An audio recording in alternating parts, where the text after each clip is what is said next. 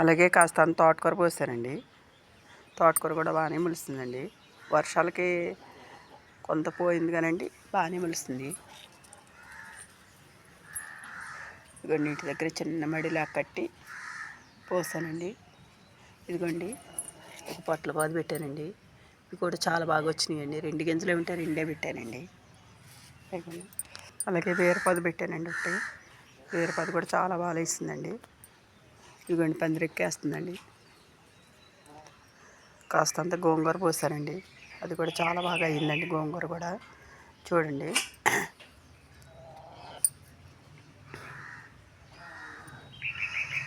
ఎంత బాగా వేసిందో చూడండి గోంగూర.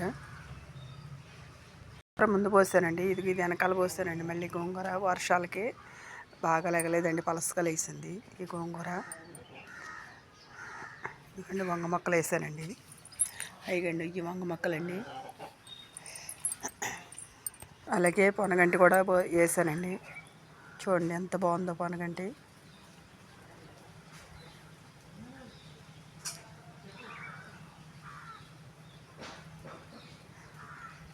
పొనగంటి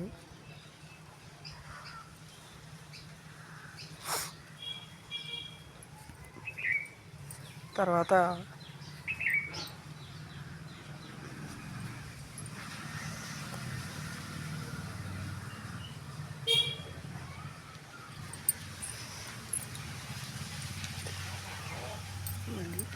బెండ చెట్లు ఎంత బాగున్నాయి చూడండి.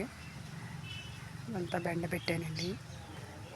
ఇంటికాడ కొంచెం ఖాళీ ప్లేస్ ఉంటే ఇలా బోధుల్లాగా వేసుకున్నాండి.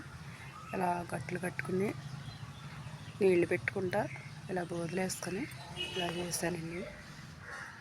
ఇంత బాగున్నాయి చూడండి బెండ మొక్కలు.